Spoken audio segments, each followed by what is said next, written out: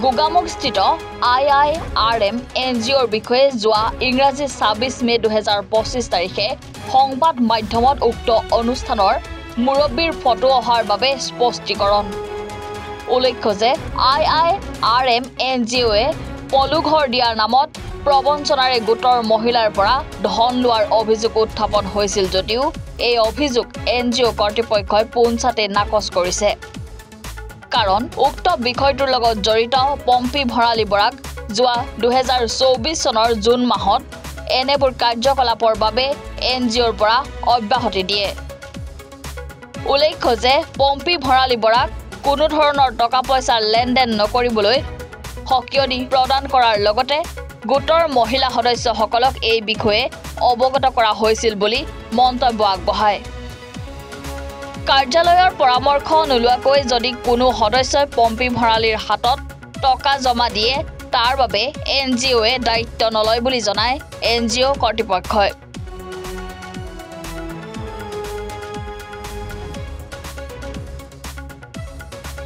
ধন্যবাদ সাংবাদিক বন্ধু এইখিনিতে কওঁ যে যোৱা 16 মে তাৰিখে কেইটামান লাইভ চেনেলত আমাৰ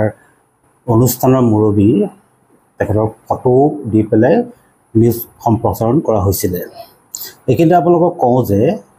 পম্পী ভৰালী নামৰ যিগৰাকী এই ষ্টাফগৰাকী যোৱা বছৰ অৰ্থাৎ ২০২৪ চনৰ জুন মাহৰ পৰা আমাৰ অনুষ্ঠানত নাই আৰু তেখেতক আমি তাৰ আগতেই অৱগত কৰিছিলোঁ যে কোনো ধৰণৰ টকা পইচা লেনদেন যাতে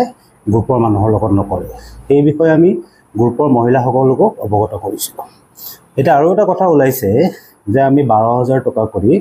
পলু গৃহ বনোৱাৰ কাৰণে আমি ১২,০০০ টকা মহিলাসকলৰ পৰা লওঁ এই বিষয়ে মই আপোনালোকক এই স্পষ্টীকৰণৰ যোগেদি আপোনালোকক অৱগত কৰিব বিচাৰিছোঁ যে যিটো একচুৱেলি ১২,০০০ টকা নহয় টোটেল ১১,৭২২ টকা তাৰে ১,০০০ টকা আপোনাৰ চাৰ্ড এৰিছলিক পলিজাৰ কোম্পানীৰ নামত যায় আৰু সেই ১,০০০ টকাৰ অনুসৰি যিসকল মহিলা থাকে তেওঁলোকক কোম্পানীৰ অংশীদাৰ হিচাপে প্ৰাধান্য দিয়া হয় বাকী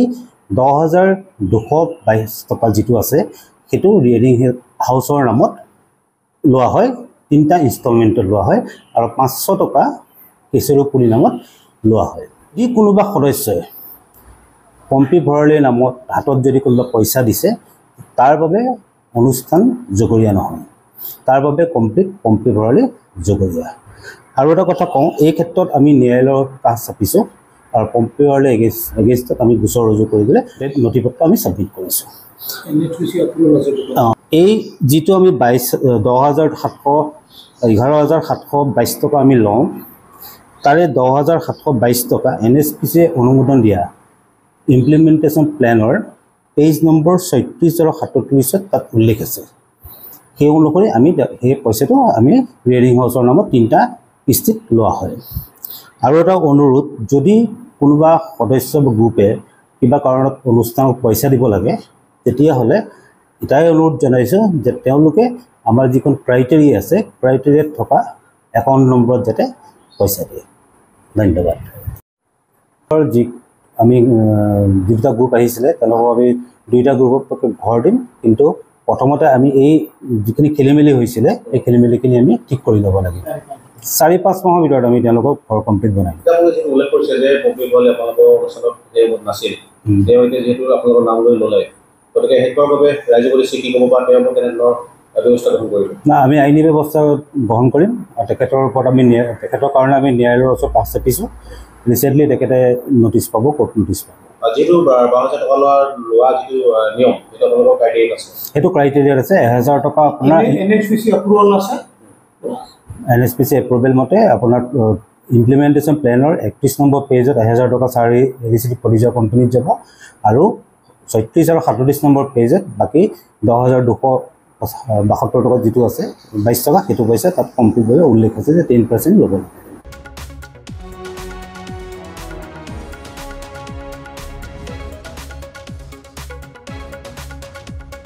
গোগামুখৰ পৰা ললিত শইকীয়াৰ ৰিপৰ্ট এনি ভাৰত 24